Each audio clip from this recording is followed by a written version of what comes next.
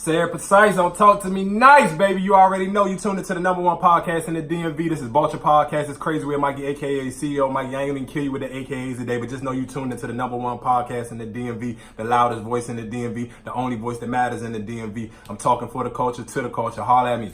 Low Daddy, what we doing today, baby? Man, it's your boy Low Daddy. I ain't go to Broccoli Fest this weekend, but I keep that green on me. You feel me? That stinky green or that loud? You got we talking about cash money. You talking about that cash money? You ain't talking about the young boys, what they call it, the pressure. You ain't got that pressure? No. I got pressure in my pockets. We talking about them dead white folks and I ain't going to no funerals. You hear me? You hear me? And to my right, a queen is in the building. Okay. A little trees. Okay. Where's she from? From Powell Her.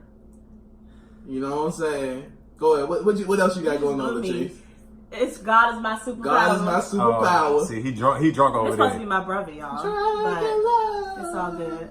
I'm loving the love today. All right, well, let's get right into it. Let's get into the biggest thing that probably happened to black culture in a while. Beyonce's Behive hit the Netflix. Did y'all watch it? Did y'all tune in? Yeah, it was lit. Legendary. Sis killed me. Legendary. Big bag talk. We talking about Beyonce. We talking about big bag talk. Big bag talk. The way she laid the play out, before even getting into what we seen, let's just really get into the bag play that she did with just the way she finessed the bag. Basically, was like, all right, I'm gonna do this performance, but y'all ain't gonna own my performance. I need my rights so I can move around how I want. So then she killed them, put it on Netflix. Then she dropped the album and put it on Tidal. Who own Tidal? They own Tidal. And then they finessed you and then dropped it on iTunes. And you talking about a straight bag run? That's a straight bag run before we even get to how good the performance was. Just off the bag alone was a legendary bag. It's chestnut checkers. Chestnut checkers. So how y'all feel about it though? Like, what was your, I guess, the highlights? Before I'm gonna get y'all started, I'm gonna tell you I became a fan off of just watching the documentary, off the discipline alone, and then that before I let it go. And of course, it's not as good as the original jump, but it's so up to date and it's so that beat just so bounce like today's bounce, and it's just Beyonce and make it like, I ain't gonna say it's gonna replace the original, but I'm 100% positive. Ain't nobody in the family gonna be mad if you play the Beyonce version. The cookout's coming Memorial Day weekend, like 3 weeks away. You throw the Beyonce version on you, I feel like the party still gonna get it cranking just as much as you threw the original one. What's y'all takes on it? Yeah, nah. So when I heard it first, I listened to the album first. So when I heard the album first, she already just gave me like a whole experience in my car that made me want to watch the Netflix. When I watched it, she killed it. And for me, I really wasn't I like Beyonce, but when I seen her on the Run Tour 2, I automatically became a fan then. And then watching this, it was just like, she just slayed. If you're not respecting her hustle with this, you just a hater at this point. How are y'all just becoming fans of Beyonce in 2018? I mean, I've always loved B, but I wasn't like a part of the Beehive. I wasn't that deep in it. Like, who not going? I mean, I ain't gonna hold you. I'm like 50 plays in on that song. Before I let it go, like the last 3 days. So I'm going to officially join the Beehive after my 50 plays. At this point, I'm like obsessed with sis. Sheesh. It's 2019. B been out for 20 plus years. I mean, it don't matter. She get better like wine though. That's what I'm saying. She been solid though. I'm just surprised that y'all just becoming a fan. No, I've always loved Beyonce. I've been asleep for a long time. No, I've always loved Beyonce, but now I'm on Beehive status at this point. You get the clap of your hands. Yeah. I know you need to go to war for me. I know you go to war for me. You clapping your hands. Speaking of festivals, we listening. We're gonna jump into this because you know Mikey brought it up and it touched my heart because this man making money off the Lord. Yeezy selling his clothes. Where was he at? He was Rolling Out. No, he was at Coachella. Not Beachella. He was at Coachella. The regular. He was at the off-white version. He was at the off-white version. Selling his clothes for these crazy prices. What do you got, Mike? You selling socks for $80? $80, t-shirts for $200. They like $200, $260. Sunday, put it on the Sunday service too, in the name of the Lord. He getting over. Selling t-shirts for $200. All right, but okay, so I guess the argument was, what's the difference between him selling his shirts with God on it and then the Fear God with Nike? And then they were saying like DJ Envy got his hoodies with My God versus I guess everybody sure basically. That's not $200. No, none of that's $200. I mean, well, the Fear God probably got some stuff for $200, the but Fear Gods is ugly. All that stuff they put out is trash too.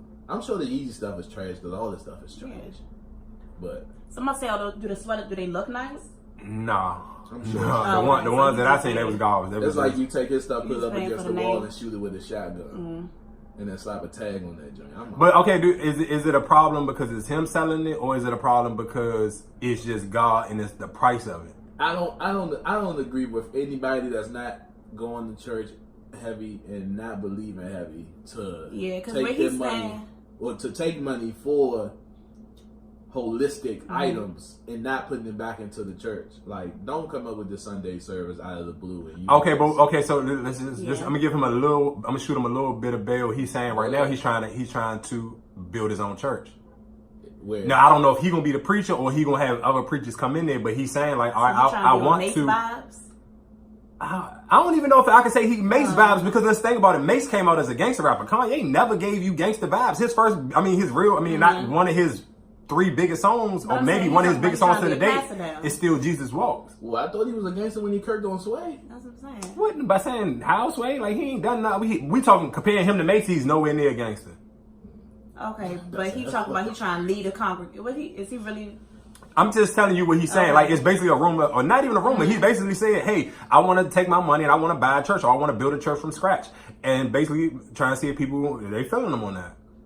Shout out to his PR team. They trying to save some face right now. How? But save face to what though? I don't like. And then my only thing, I guess because his spiritual walk right now is a little questionable. So that's the thing for me. Okay, but what? Not given that, but I feel like people saying he's trying to save face for the black community. But my only thing is, when has Kanye West been the biggest artist on the black catalog of like, oh yeah, Kanye? It's like, I feel like he catered to a certain audience. I don't never feel like, and I'm talking about just regular street niggas. I don't feel like Kanye and nobody top 5. Oh, we talking about niggas who like, I'm banging Dipset and I'm listening to Jeezy and I'm listening to Wayne. Where do Kanye fit in for niggas top 5? I think the Kanye now no, but the old Kanye most definitely college dropout, graduation, all of that, definitely.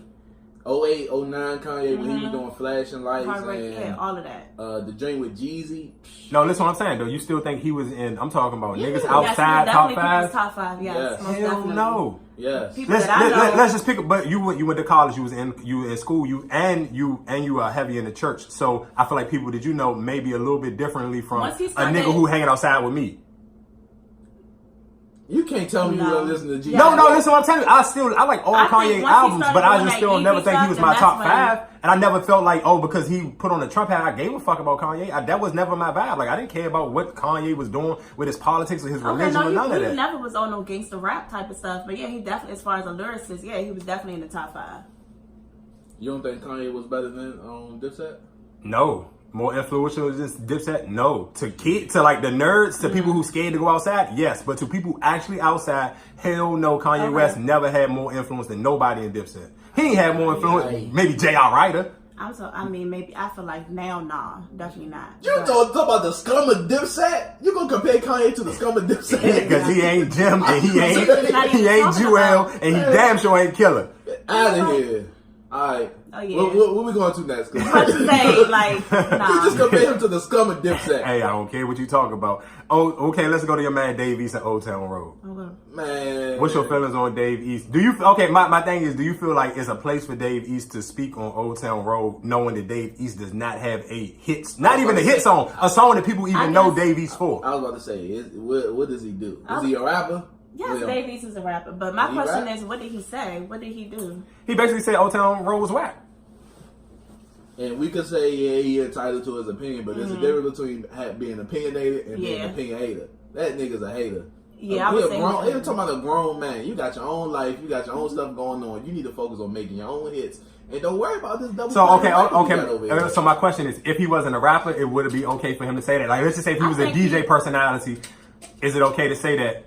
But do he give, I guess... like Lois saying, like, credibility-wise. Like, I feel like, who is Dave East to be saying that? I do feel like he's coming off with the hating vibes because Old Town Road is being played on the radio. Rotation. Like, I have not heard one. I don't even know if Dave East has been on the radio. I mean, I think one with the Chris Brown song he came out with. And that was probably like barely. That's like a mix show type of jump. For a minute. So...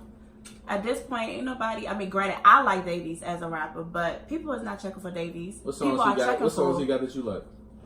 His album with his daughter on it. Yeah, I like his joints. I like his joints with DJ Holiday. I'm not gonna hold you, but I can't tell you. I like it as a project, like listening to it. But I can't tell you one song off there that I like by name or that I like. Keisha is the one that I like, but I can't even. It's been a minute since I listened to her. It's never cool to hate publicly if you can't compete. I like that. That was good. We're gonna leave it on that one, though. I like that. I like that. And he is up there. We talking about the 18, 19-year-old kid, and Dave East is pushing 30. I like that. I'm not even gonna argue. You can leave it. You could have left it with that bar right there. You could have just dropped the mic right there. But I just want to make sure that people know this. We don't tolerate no hateration in this dancery. No Mary J. All right, so real quick, let's slide into sports just for like 2 seconds. Dame Dollar make you holler. Hey, look. Number one fan, I bought his jersey 3 times the other day.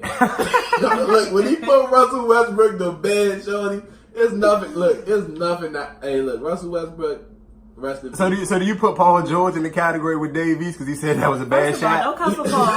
Don't come for Paul. Do you put Paul George in the category with Dave East? The thing is, first of all, why you not pressing up? Ain't no ref calling no foul 10 seconds left in the game.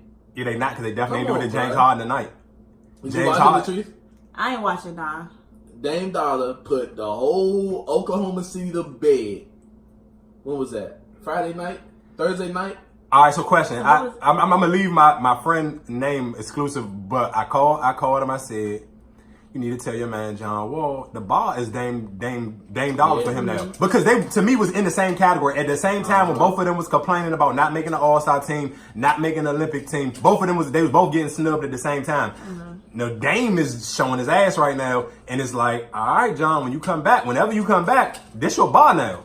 Yeah. And because the Wizards and Portland realistically the same team. You got Dame Lillard, you got John Wall, you got C.J. McCollum, and you got Bradley Beal. That's it. Their 2 top players is both of their point guard and shooting guard, and they both kind of their games are similar. Besides, Dame can shoot way better than John Wall. But that after that, can shoot way better than Bradley. Nah, I ain't gonna do Bradley Beal like that. I'm telling you right now, I ain't gonna do Bradley Beal like that. He gonna knock him down.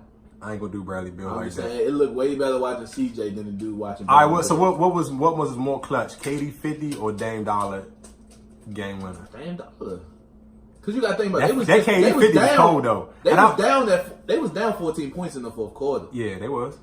And the walk down, the way they walked down, and then to walk down that court and let that time clock run down, and you do that James Harden shuffle from 40 feet. Bro, that hurt. I'm not a fan of neither one of them. When I seen that jump, that shot hurt. Like I seen that, I was like, God damn, Mo. Like just to have that confidence where that nigga to pull that joint up and just drop back, whop. Then he give you that face. I'm a meme now, bitch. What's happening? And then it's like, what's up?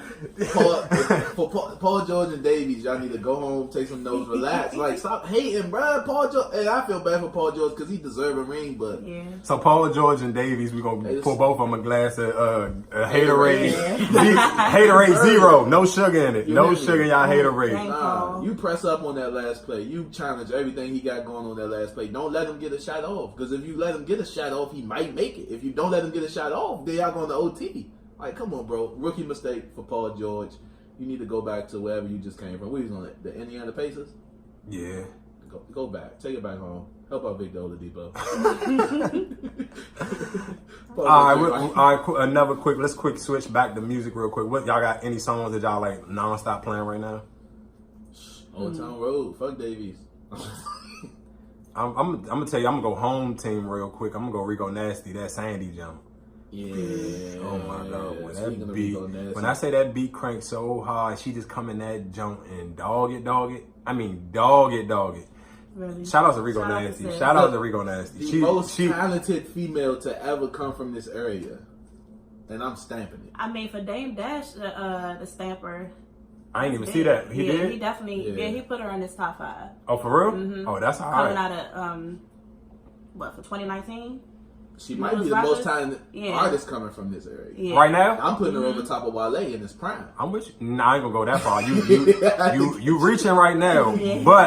But she definitely up there right now. She holding the town down. She holding the town down. And I feel like home, we ain't giving her enough love. So if y'all watching this, please go tune in to Rico Nasty. I don't care what song you pick right now. I like her Tia and Tamara Jones she got with that I forgot the girl that I like that Jones, but that Sandy Jones, oh my God. When I'm talking about the bars and when her gun bars be so clean, it be like I ain't even a gun ball fan. I hate gun rap, but her with it, she be killing it. I ain't gonna hold you.